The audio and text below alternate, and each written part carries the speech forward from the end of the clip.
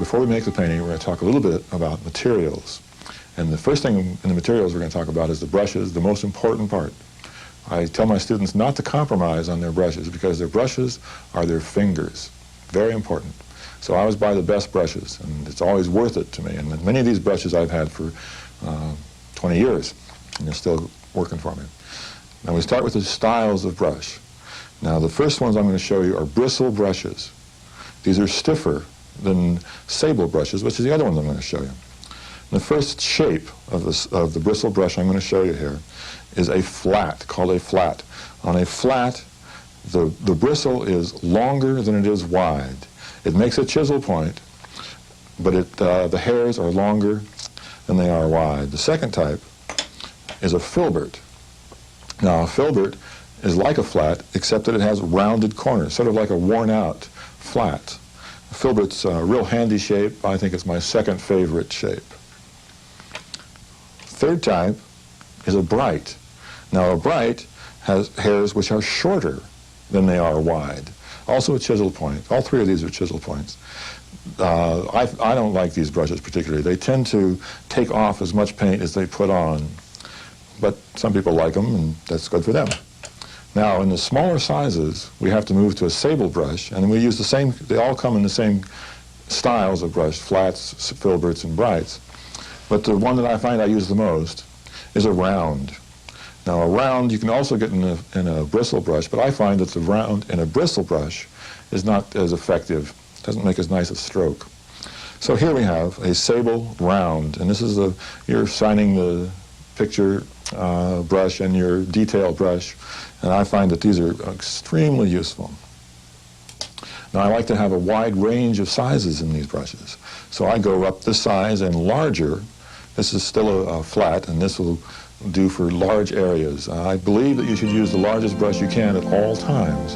The painting comes faster, and you're more satisfied sooner when you use a larger brush.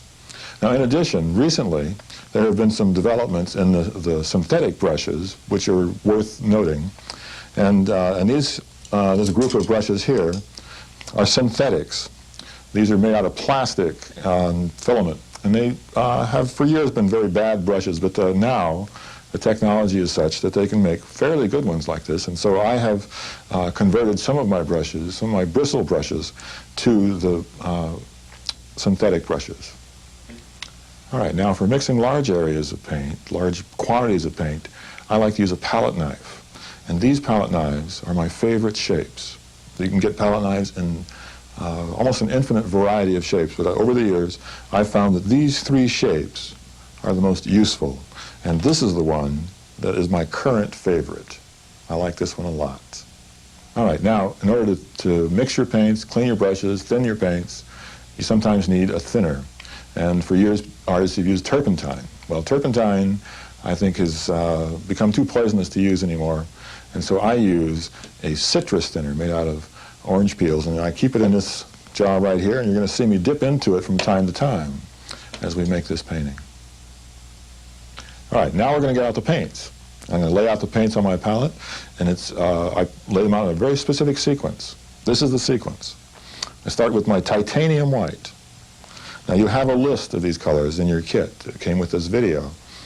First color, titanium white, is placed as far as I can get it away from where I'm going to be painting. This is so that there would be very little chance of contaminating that particular color. White's the easiest one to contaminate. Next color, cadmium yellow pale. This is a spectrum yellow. This is as close as I can get to the yellow that we see in the rainbow. Next color, cadmium orange. Next color.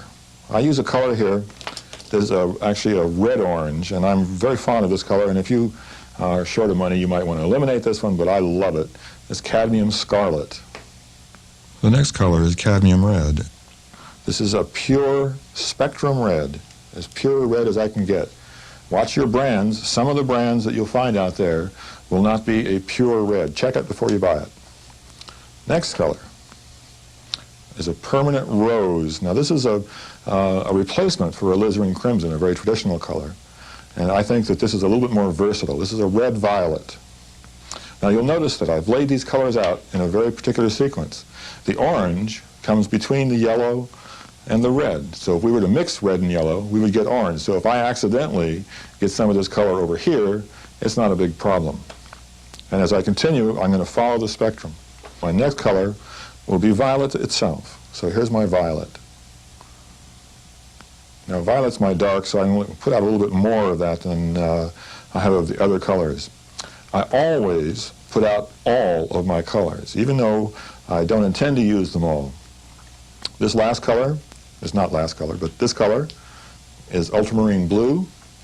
Sometimes I'll use the other blues, the phthalo or the cerulean, but that's the one I use the most. And then the last color on this spectrum is cadmium green. Now you'll notice this is very heavily balanced in the cadmium colors. Cadmium colors are very permanent, very bright, and very expensive. Don't worry about it. They last a long time. One other color that I use for my drawing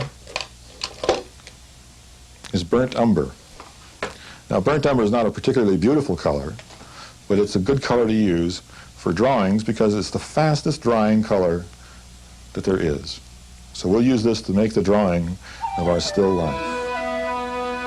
For the drawing, I'm going to use burnt umber, thinned a great deal with the thinner here. Very, very thin solution. The thinner it is, the faster it'll dry and the least trouble it will cause.